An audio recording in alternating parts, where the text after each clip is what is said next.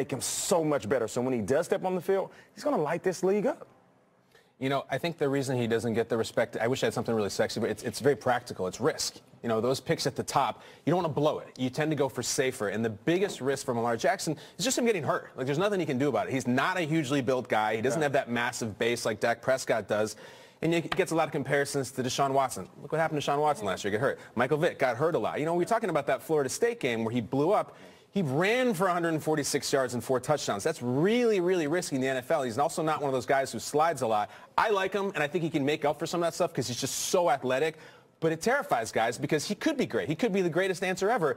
If he gets hurt, he can't do anything for us. And it's a risk. Another guy who was athletic, came out of college with a lot of hype, athletic quarterback, Jake Locker out of Washington. Sure. And he was banged up a ton, and he could leave the pocket with the best of them. But one thing we do know, though, his numbers, people love Saquon. I love Saquon. Saquon's a monster. Mm-hmm. Lamar Jackson in the last couple of years, more rushing yards, more TDs. And this is your number one running back who I believe is a game changer. Mm-hmm. Lamar Jackson can throw the ball and also do that running with it. Led the league, or led the ACC in passing yards. And Schrager, I'll throw it out to you here. He had more rushing yards, more rushing touchdowns than Saquon Barkley over the past 2 years. Is that a bad thing just because of the injury? Risk? No, it's a wild statistic, Kay. I didn't know that. That's fantastic. Heisman Trophy winner also. This isn't a guy who just did it and put up huge numbers for an irrelevant team. He's won a Heisman.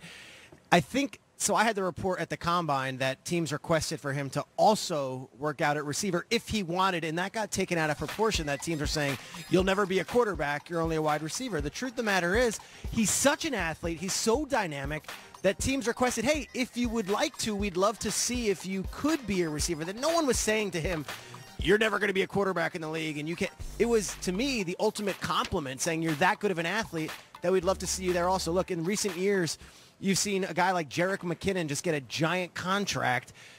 4th highest paid running back in the league. He was a college quarterback for 4 years down in that school he was playing at in Georgia. And, you know, Antoine Randall had a really successful career as an NFL wide receiver. Anquan Bolden was a college quarterback who made the transition to wide receiver and is one of the greatest to ever play the game.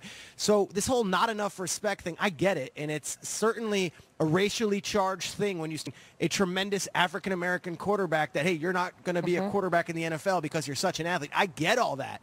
But I would say this, I don't think it's disrespectful from these teams to say, in addition to quarterback, if you want to work out at running back, we'd love to see that, or work out at receiver, we'd love to see that, because it's a compliment to just how dynamic and just how athletic a young man he is. He will be taken in the first 50 picks of this draft. Will he go in the top 10 like Rosen, Darnold, Allen, even Baker Mayfield? As of right now, from just people I'm talking to, it doesn't look like that's going to be the case. Whether that's disrespectful or not, these guys get paid to draft quarterbacks, and if he's not one of the top 4, I can't change that, and nor could we at the table. Great stuff from Peter Schrager. They're really well said. You guys can chime in at home as well at #GMFB. And we hear of everything that you need before your team is on the clock, breaking down which college stars will shine on Sundays, bringing in-depth analysis that you can't get anywhere else, all leading up to draft day. April 26th, baby. It's almost here. We're almost there, Karen. 30 days away. Big D. Path to the draft. Check it out. It is tonight at 6 p.m. Eastern, only right here on NFL Network. Coming up, Josh Allen looked